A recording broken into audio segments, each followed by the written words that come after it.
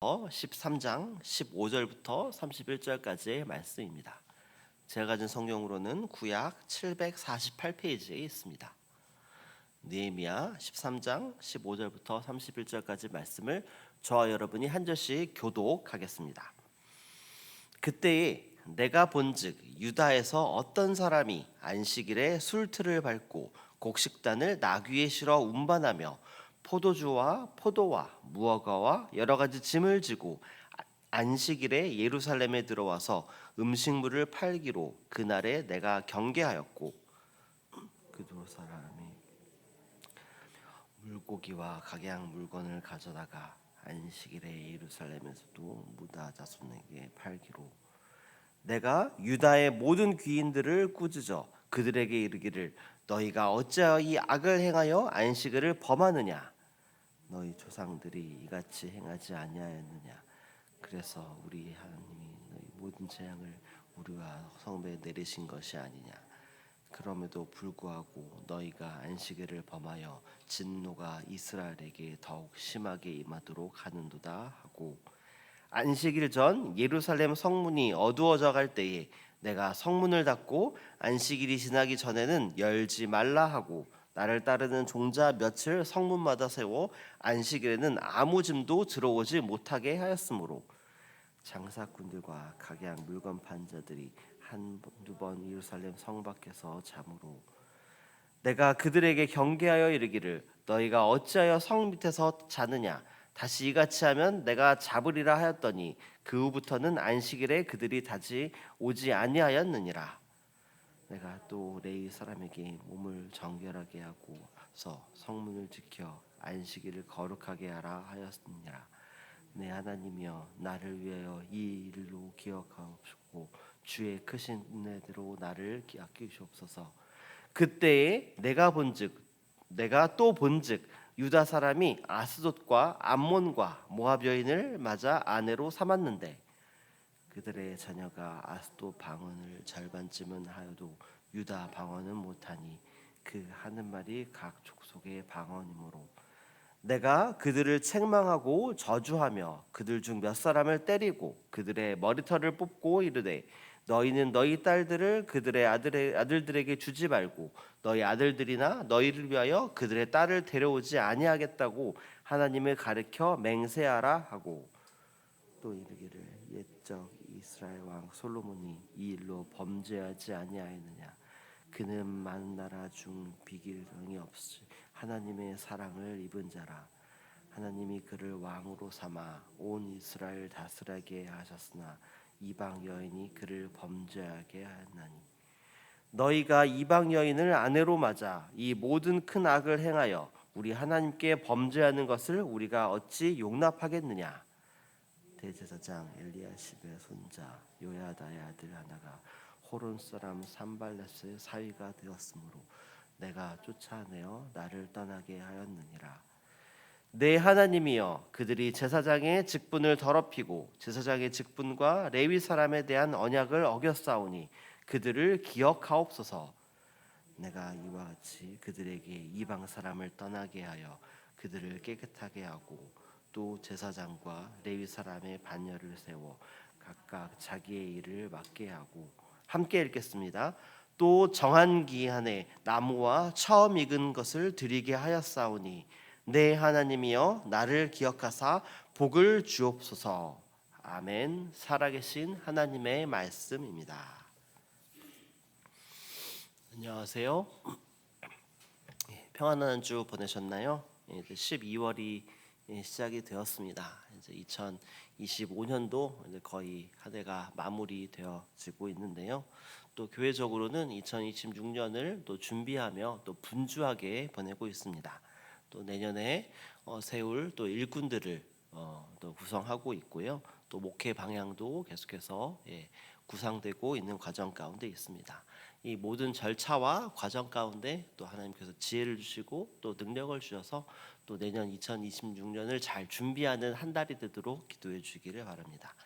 그리고 또 내일 부서 간 사역자들 이동이 있습니다. 특별히 다음 세대에 여러 사역자들이 또 새로 오기도 하고 부서를 또 이동하기도 하는데요. 또 새로운 환경 가운데에서 또 말씀을 잘 나누고 양육할 수 있도록 계속해서 기도해 주시기를 바랍니다. 오늘 우리가 읽은 본문은 느헤미야 13장 15절부터 31절까지의 말씀입니다. 오늘 본문은 오늘 본문으로서 느헤미야서는 마치게 됩니다. 느헤미야서의 가장 마지막 부분으로 오늘 말씀은 이스라엘 백성이 무너졌던 성벽 재건을 이루어냈지만 다시 하나님의 율법을 어기기 시작하며 신앙이 다시 무너지는 모습을 보여주고 있습니다. 오늘 본문 가운데에 우리에게 진짜 필요한 것이 무엇인지를 살펴보기를 원합니다. 오늘 본문의 시작인 우리 15절 말씀을 먼저 읽어보겠습니다. 그때에 내가 본즉 유다에서 어떤 사람이 안식일에 술틀을 밟고 곡식단을 나귀에 실어 운반하며 포도주와 포도와 무화과와 여러 가지 짐을 지고 안식일에 예루살렘에 들어와서 음식물을 팔기로 그날에 내가 경계하였고. 아멘. 방금 읽은 15절 말씀에서는 느헤미야가 총독의 자격으로 유다 지역의 민정을 살피는 그 과정에서 직접 두 눈으로 본 것에 대해서 말하고 있습니다. 느헤미야가 본 것은 어떤 사람이 술틀을 밟고 곡식과 포도주, 무화과 등을 지금 예루살렘으로 가져와 파는 모습을 보게 됩니다. 어떻게 보면 아주 열심히 경제 활동을 하는 바람직한 모습이다라고 볼 수도 있습니다. 그러나 이 느헤미야의 초점은 거기에 있지 않습니다. 느헤미야의 초점은 이 사람이 열심히 일을 한 것에 있는 것이 아니라 이 사람이 안식일에 일을 했다라는 것에 초점이 있습니다. 지금 이스라엘 백성 가운데에 안식일을 지키는 것이 지금 무너지고 있는 것을 지금 느헤미야가 발견한 것입니다. 안식은 단순히 쉬는 날이 아니라 하나님의 백성으로서 정체성을 지키는 날입니다. 하나님께서 안식일을 지키는 것을 통해서 하시는 말씀은 바로 안식일을 지키는 너희들은 내 백성이다. 이것을 말씀하시는 것입니다. 세상의 이치와 원리에 따라서 살아가는 것이 아니라 하나님의 이치와 하나님의 원리에 따라 살아가는 사람이 바로 내 백성이다라는 것을 보여주는 것이 바로 안식일인 것입니다. 그런데 오늘 본문에서 이스라엘 백성은 이 안식일을 지키지 않음으로써 하나님 나라의 백성으로서의 합당한 삶을 지금 살아가고 있지 않음을 보여주는 것입니다. 이스라엘 백성은 분명히 하나님의 뜻에 따라서 성벽 재건을 마쳤습니다. 그러나 그 이후에 이들의 신앙은 흔들리고 하나님의 백성이라는 그 정체성을 드러내는 안식일을 지키는 것이 지금 무너지고 있다라는 것입니다. 그리고 또 이어지는 23절과 24절에서는 또 어떤 것들이 무너지고 있음을 보여주고 있습니까? 우리 함께 23절과 24절 말씀도 읽어보겠습니다. 그때에 내가 또 본즉 유다 사람이 아스돗과 암몬과 모압 여인을 맞아 아내로 삼았는데 그들의 자녀가 아스돗 방언을 절반쯤은 하여도 유다 방언은 못하니 그 하는 말이 각 족속의 방언이므로. 아멘. 지금 성벽 재건을 마친 후에 이들은 또다시 이방 여인을 아내로 맞이하는 이 죄를 범하게 됩니다. 분명히 이스라엘 백성은 성벽 재건 이전에 이방 여인을 맞이했던 일이 크게 문제가 되었습니다. 그리고 그것이 하나님의 진노를 샀습니다. 그래서 이스라엘 백성은 하나님께 지은 이 죄에 대해서 회개를 하고 이방 여인들과 또 그 자녀들을 다 내보낸 그런 경험이 있습니다. 그리고 시간이 지나고 한두 세대 정도의 시간이 흐르자 그 자손들은 그의 부모 세대가 했던 그 죄악들을 또다시 반복하고 있는 것입니다. 게다가 24절 말씀에서 그 자녀들은 유다 방언, 즉 히브리어를 하지 못한다, 이렇게 말하고 있습니다. 이는 어머니인 이방 여인의 교육으로 인해서 히브리어를 하지 못한다라는 말을 의미합니다. 즉 히브리어를 못한다라는 이 말은 하나님의 말씀을 듣지도 못하고 또 이해하지도 못한다라는 것을 의미합니다. 즉 이방 여인과의 결혼으로 인해서 이스라엘의 다음 세대가 말씀을 배우지 못하고 있음을 지금 말하고 있는 것입니다. 이렇게 안식일이 무너지고 또 이방 여인과의 결혼을 통해서 말씀이 무너지고 있는 이 이스라엘의 모습 속에서 느헤미야는 어떻게 행동합니까?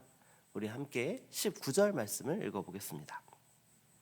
안식일 전 예루살렘 성문이 어두워져 갈 때에 내가 성문을 닫고 안식일이 지나기 전에는 열지 말라 하고 나를 따르는 종자 몇을 성문마다 세워 안식일에는 아무 짐도 들어오지 못하게 하였으므로. 아멘. 느헤미야는 먼저 안식일을 회복하기 위해서 안식일에 성문을 닫도록 합니다. 성문은 해가 지기 전에 닫혔고 또 안식일이 끝나기 전까지 열리지 않으므로 안식일에는 아무 짐도 들어올 수 없게 합니다. 이로 인해서 안식일에 장사를 하는 사람들이 장사를 할 수 없도록 조치를 취합니다. 안식일에 일을 함으로써 하나님 백성의 정체성이 상실되고 있는 이 이스라엘 백성들을 향해서 물리적으로 일을 할 수 없도록 강력한 조치를 지금 취하고 있는 것입니다. 이 느헤미야의 결정은 물리적 강제력을 동원해서 안식일에 일을 하지 못하는 이것을 한다라는 것으로 의미할 수도 있습니다. 그러나 이 느헤미야의 결정 속에 담겨져 있는 더 강한 의지는 바로 다시는 안식일을 세속적인 경제 활동에 빼앗기지 않기 위함이라는 것입니다. 그리고 궁극적으로 안식일은 하나님께 속한 것이다라는 것을 지금 이 강력한 제지를 통해서 보여주고자 하는 것입니다. 이스라엘 백성은 안식일에 닫힌 성문을 보고 이날은 다른 날과는 다르구나, 지금까지와는 다르게 안식일에 장사를 할 수 없구나, 궁극적으로 이 안식일은 하나님의 거룩한 날이기 때문에 거룩한 날을 지켜야 하는구나, 이것을 깨닫도록 하기 위함인 것입니다. 그리고 또한 이방 여인과의 결혼, 이것에 대해서는 어떤 조치를 취합니까? 우리 함께 28절 말씀도 읽어보겠습니다. 대제사장 엘리야십의 손자 요야다의 아들 하나가 호론 사람 산발랏의 사위가 되었으므로 내가 쫓아내어 나를 떠나게 하였느니라. 아멘. 28절 말씀에서 느헤미야는 대제사장 엘리야십의 손자를 쫓아내는 조치를 지금 취하고 있습니다. 대제사장 엘리야십의 손자라는 말은 그는 레위인일 수밖에 없는 것을 보여줍니다. 그런데 그가 바로 이방 여인과 결혼했다라는 것입니다. 그리고 또 결혼한 그 대상에 대해서 이야기하는데 산발랏을 말하고 있습니다. 이 산발랏은 어떤 사람입니까? 산발랏은 성벽 건축을 하는 과정에서 이것을 방해한 대표적인 인물입니다. 그는 이스라엘 백성이 성벽 건축하는 것을 보고 비웃고 조롱했습니다. 그리고 이스라엘 백성을 위협하고 거짓 소문을 퍼뜨려 공사를 방해한 사람이 바로 이 산발랏입니다. 그런데 지금 이스라엘의 대제사장 가문이 바로 이스라엘 백성의 적대자 가문과 지금 사돈 관계를 맺은 것입니다. 대제사장인 엘리야십은 이스라엘 백성의 영적 리더로서 자신의 손자가 이방 여인, 특별히 산발랏의 딸과 결혼하는 것을 막지 못한 것입니다. 이에 대해서 느헤미야는 엘리야십의 손자를 쫓아내는 그런 조치를 취합니다. 이는 단순히 결혼 문제뿐만 아니라 성전과 신앙 공동체의 전체의 권위가 무너지는 이 문제를 해결하기 위한 강력한 조치라 할 수 있습니다. 이 강력한 조치는 단순히 감정적인 처벌이 아니라 이스라엘 공동체의 정체성을 지키기 위한 영적인 행동인 것입니다. 대제사장이라는 위치에 있다 하더라도 하나님의 뜻에 합한 결정을 내리지 못한다면 그것이 바로 공동체의 위협이 되기 때문에 이를 반드시 끊어내야 한다라는 강한 의지를 보여준 것입니다. 오늘의 본문은 느헤미야서의 가장 마지막 부분입니다. 느헤미야서 13장 말씀을 통해서 분명히 13장 동안의 말씀을 통해서 분명히 하나님의 뜻 가운데에서 예루살렘 성벽은 재건이 되었습니다. 그렇지만 그들의 눈에 보이는 성벽은 재건하였지만 그들의 마음 가운데 있는 성벽은 무너져 있음을 오늘 본문은 말하고 있습니다.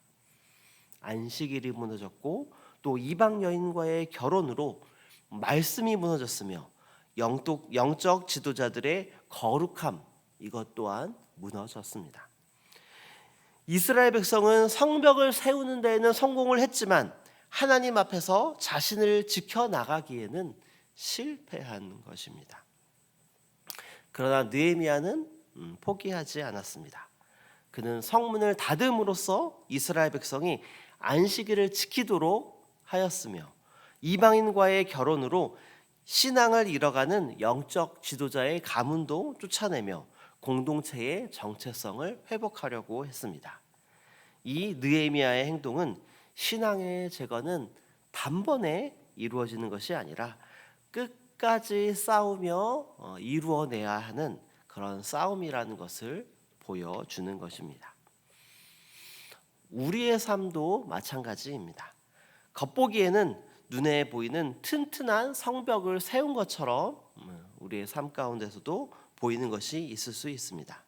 하지만 우리의 삶 속에 실제적으로는 강력한 영적 싸움 가운데에 우리의 모습이 흔들리고 있지는 않습니까?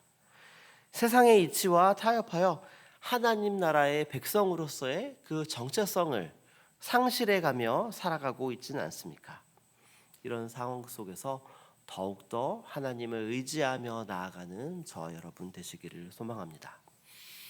느헤미야는 뼈를 깎는 조치를 취함으로 하나님 나라의 백성으로서의 그 정체성을 회복하기 위해 여러 가지 조치를 취했습니다. 우리에게도 하나님 나라 백성으로서의 그 정체성을 흔드는 것이 있다라면은 우리가 단호하게 끊어내야 할 것입니다. 느헤미야서의 가장 마지막 부분은 이렇게 끝이 납니다.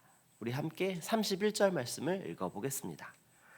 또 정한 기한에 나무와 처음 익은 것을 드리게 하였사오니 내 하나님이여 나를 기억하사 복을 주옵소서. 아멘. 느헤미야서의 가장 마지막은 내 하나님이여 나를 기억하사 복을 주옵소서 이렇게 끝이 납니다. 이 느헤미야의 고백이 바로 우리의 고백이 되기를 소망합니다. 우리가 이 땅에서 하나님의 정체성을 온전히 붙들고 살아가는 것이 바로 하나님께서 우리에게 주시는 가장 큰 복으로 여기며 항상 말씀으로 승리하며 살아가는 새순의 모든 성도 여러분들 되시기를 소망합니다.